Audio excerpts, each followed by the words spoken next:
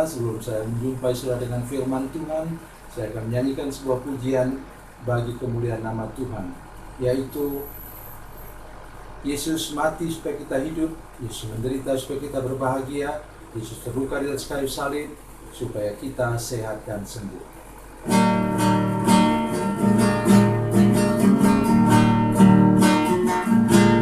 Yesus berfirman, marilah kepadaku semua yang letih lesu dan berbeban berat, aku akan memberi kelegaan padamu. Mari datang sekarang kepadanya. Yesus mati supaya engkau hidup, Yesus menderita supaya engkau bahagia, Yesus terluka di kayu salib itu supaya engkau sehat dan sembuh. Yesus berfirman, marilah kepadaku semua yang letih lesu dan berbeban berat, aku akan memberi kelegaan padamu. Mari datang sekarang kepadanya.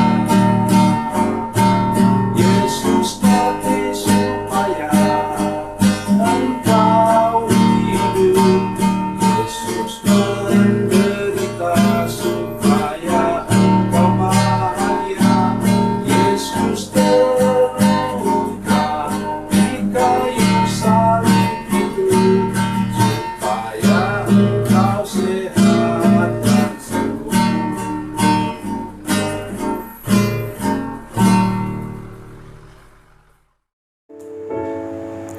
Salam saudara pemirsa, selamat berjumpa kembali dengan kami dalam program Berita Pengharapan.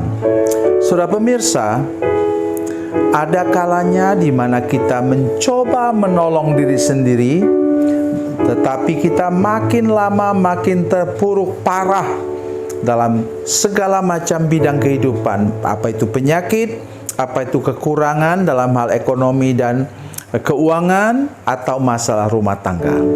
Mari mulai dari sekarang, mari kita belajar untuk bergantung kepada Tuhan. Hanya Dia harapan kita. Jangan menjadikan Tuhan Yesus sebagai alternatif. Jangan. Jadikan Dia satu-satunya yang dapat menolong kita lepas dari segala masalah. Mari kita berdoa sebelumnya. Bapa, dalam nama Yesus, terima kasih untuk kebenaran firman Tuhan yang kami dengar sebentar. Tolong kami untuk sadar kami tidak sanggup menolong diri sendiri. Hanya Tuhan sumber pertolongan kami, Tuhan. Dalam nama Yesus, haleluya, amin. Saudara pemirsa, mari kita membaca firman Tuhan dari Perjanjian Lama, Mazmur pasal 40, Mazmur pasal 40 ayat 2 sampai ayat yang keempat. Ayat 2 sampai 4, demikian bunyi firman Tuhan. Aku sangat menanti-nantikan Tuhan. Lalu Ia menjenguk kepadaku dan mendengar teriakku minta tolong. Ia mengangkat aku dari lubang kebinasaan, dari lumpur rawa. Ia menempatkan kakiku di atas bukit batu dan menetapkan langkahku. Ia memberikan nyanyian baru dalam mulutku untuk memuji Allah kita. Banyak orang akan melihatnya dan menjadi takut, lalu percaya kepada Tuhan. Amin. Saudara sekalian, dalam ayat yang di atas, ayat 2, disebutkan dengan jelas, ketika engkau mengalami masalah, maka cepat berseru kepada Tuhan. Jangan cari yang lain. Jangan harapkan pertolongan dari kuasa-kuasa lain, kuasa gelap. Jangan. Kalau engkau sudah percaya kepada Yesus, harapkan satu-satunya daripadanya. Oh, akhir-akhir ini kami mengalami hal yang luar biasa sekalian. bahkan dari seorang anak gadis yang sudah cuci darah, saudara sekalian, bisa disembuhkan oleh Tuhan. Itu luar biasa, saudara sekalian. Saya sendiri jarang melihat hal-hal seperti begitu. Ada orang yang juga sudah divonis dokter itu jantungnya harus dioperasi, kemudian ternyata dia tidak jadi dioperasi. Seorang ibu lagi yang kena kanker, saudara sekalian, sudah seluruh tubuhnya, dan itu kumat kedua kalinya, dan dokter katakan tubuhnya sudah bersih dari kanker. Saya tidak bisa membayangkan, saudara sekalian, saya mau bertepuk tangan di hadapan Tuhan, melompat di hadapan Tuhan, karena Tuhan mendengarkan apa? Seru doa kami. Itu sebabnya ingat ayat yang kedua ini, aku sangat menanti-nantikan Tuhan. Sangat. Bukan hanya aku menanti-nantikan Tuhan, aku sangat menanti-nantikan. Itulah kunci kita untuk dapat cepat ditolong oleh Tuhan. Katanya Tuhan menjenguk dari surga, memperhatikan doa hambanya di sini. Kemudian yang kedua apa? Ini yang harus saya jelaskan dengan jelas di sini.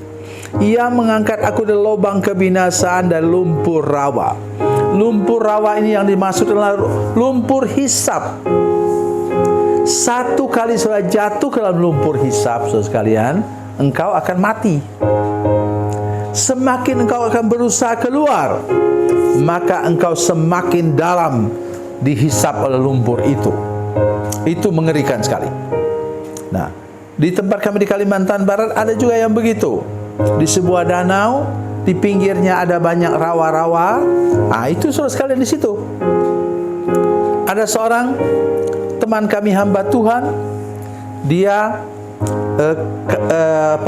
speedboat yang tumpangi karam, kemudian dia mengira bahwa di pinggir danau itu kemudian dia boleh aman. Ketika dia mau mencoba lari ke pinggir danau itu, dia dihisap lumpur itu, dan kemudian berapa minggu kemudian baru orang berhasil mengeluarkan jenazahnya. Ya, sudah busuk. Itu saudara sekalian, lumpur hisap itu memang lubang, seperti lubang kebinasaan. Oleh sebab itu, bagaimana caranya untuk keluar dari sana?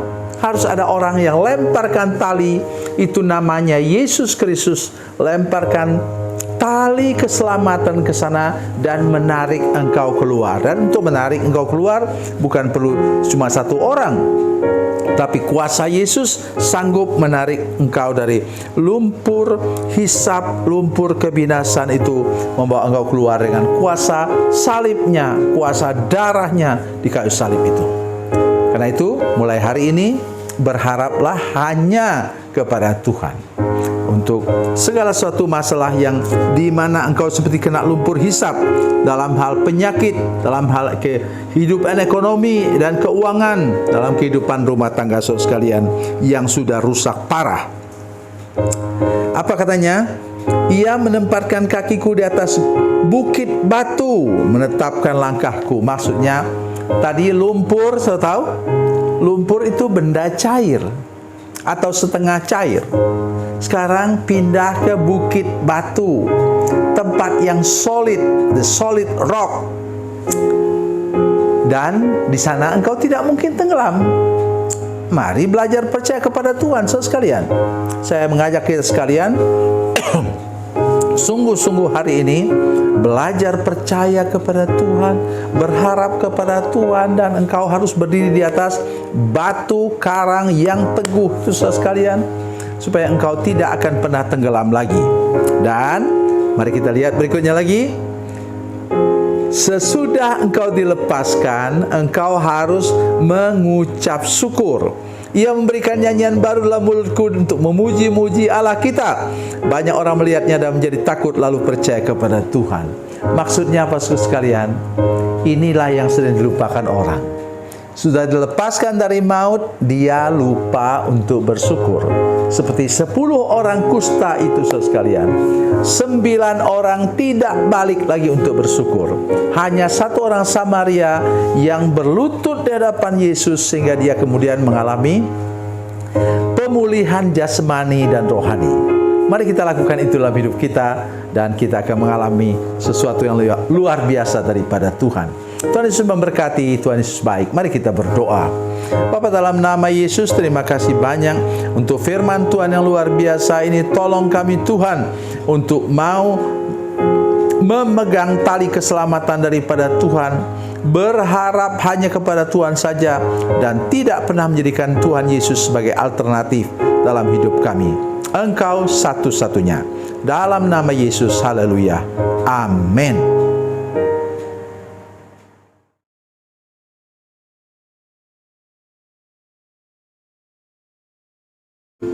Salam saudara pemirsa, mengakhiri program ini, saya mohon kepada saudara-saudara pemirsa sekalian untuk bila saudara menyaksikan program ini melalui channel YouTube, maka tekan subscribe dan bunyikan lonceng.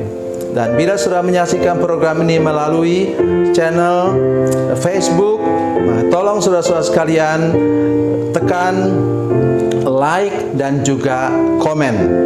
Dan demikian pula bila sudah menyaksikan program Makanan Bergizi hari ini yang tertulis, maka tekan yang sama juga, tekan like dan tekan komen.